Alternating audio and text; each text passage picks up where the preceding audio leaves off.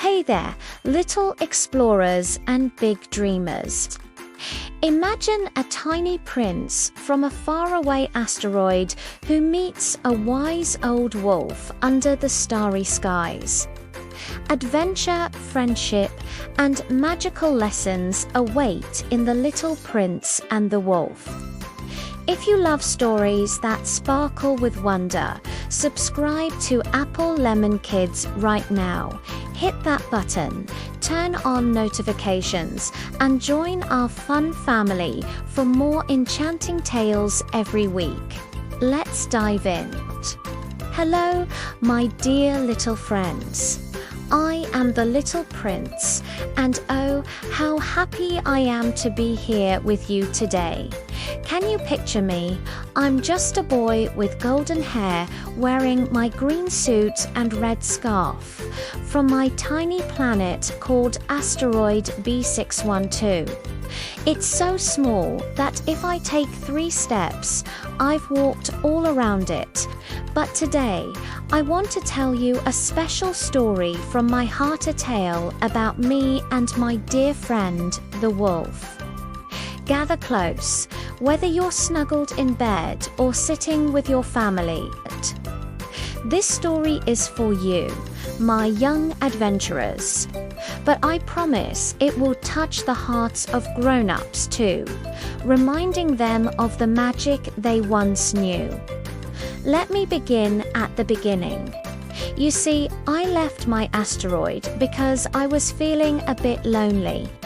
I had my beautiful Rose, who I loved dearly. She was unique in all the universe, with her 4 thorns to protect herself from tigers that never came. But roses can be a bit vain, and we had a little argument. So I decided to travel the stars. I visited many planets, meeting all sorts of grown-ups who were too busy with serious matters. There was the king who ruled over nothing, the businessman who counted stars he didn't own, and the lamplighter who turned his light on and off every minute. Did you know that on some planets, days are so short that sunsets happen 44 times in one day? That's a fun fact. Imagine watching the sun dip below the horizon over and over, painting the sky in oranges and pinks. But my real adventure started when I crash-landed on Earth in the vast Sahara Desert.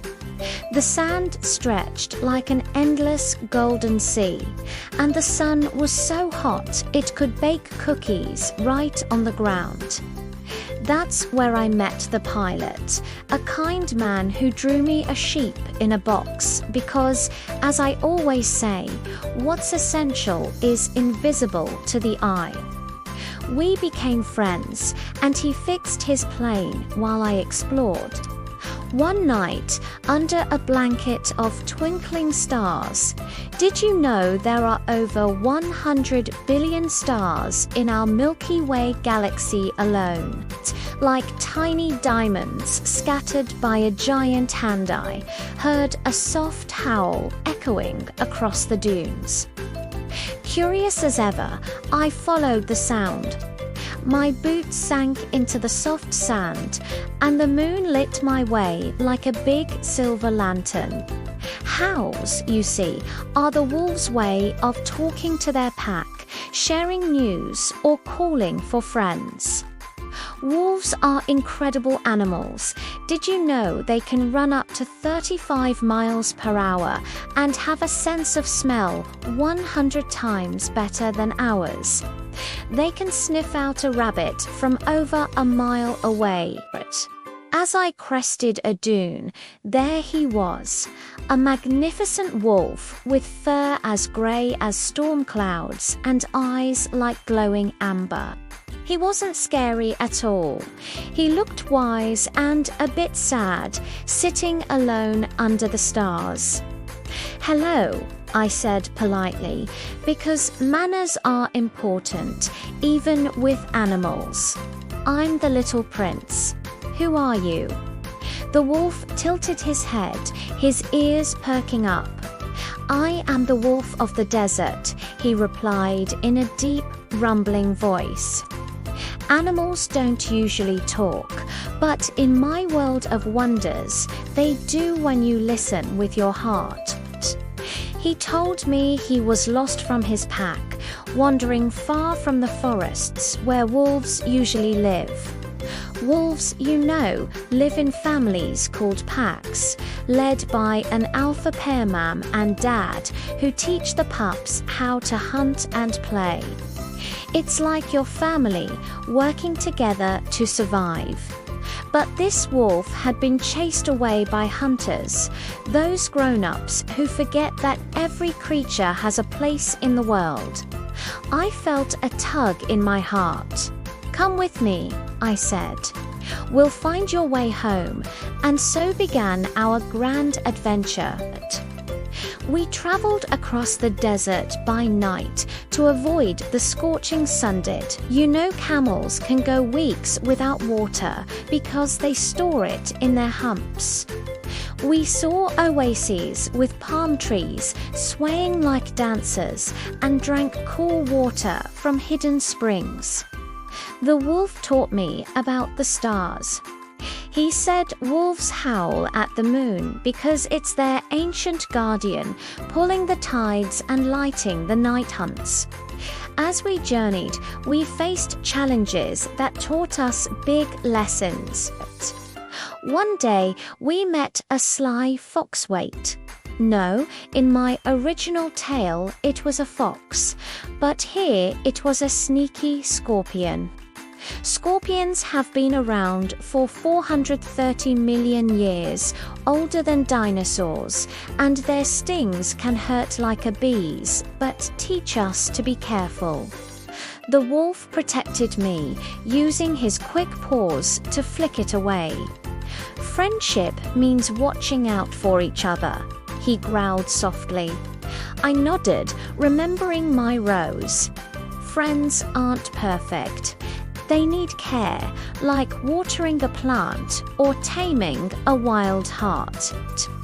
We climbed mountains where eagles, sword eagles, have eyesight so sharp they can spot a mouse from 2 miles up. And we crossed rivers teeming with fish that jumped like silver arrows. Along the way, I shared stories of my asteroid on my planet.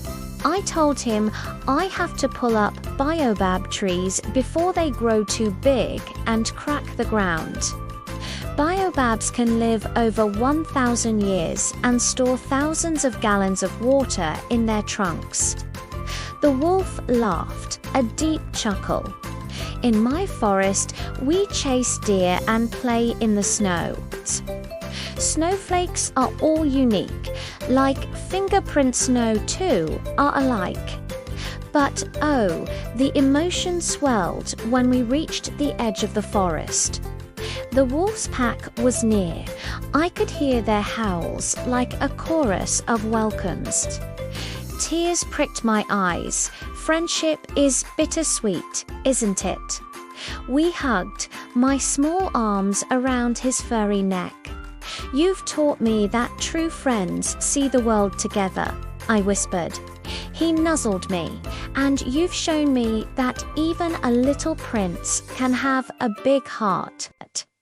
As the sun set, painting the sky in hues of purple and gold sunsets look red because blue light scatters away in the atmosphere.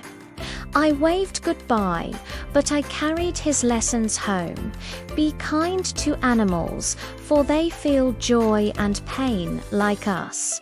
Protect nature, because every tree, wolf and star is connected in a big, beautiful web. And most importantly, tame your friendships with patience. As my fox once said, one sees clearly only with the heart. Hey, kids and grown-ups, isn't this story making you smile? If you're loving these adventures with me, The Little Prince, head over to Apple Lemon Kids and subscribe now. We've got more magical tales waiting just for you. Like and share to spread the wonder. Back to our tale. After parting with the wolf, I returned to the pilot, my heart full of new wonders. We fixed the plane, but I knew I had to go back to my Rose. She needed me, and I missed her petals' sweet scent. Traveling the universe taught me that home is where love grows, like a garden full of surprises.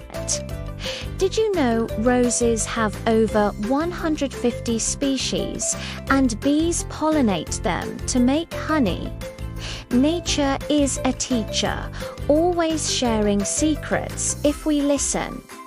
I zipped through space on a flock of wild birds. Migration is amazing. Some birds fly 7,000 miles without stopping. Back on B612, I hugged my rosé. "I'm sorry," I said. She bloomed brighter. "I missed you too, and sometimes, at night, I hear a distant howl and smile, knowing my wolf friend is out there under the same stars." What an emotional journey, right? It makes me feel warm inside, like a hug from a friend. Remember, little ones, curiosity leads to discoverous questions. Explore safely and be kind. Grown-ups, don't forget the child in you. That's where true wisdom hides. Thank you so much for listening, my wonderful friends. Your bright eyes and eager hearts make storytelling magical. If this tale touched you, subscribe to Apple Lemon Kids today. Join our community for stories that inspire and delight. And stay tuned. Our next adventure will whisk you away to even more enchanting worlds. See you soon.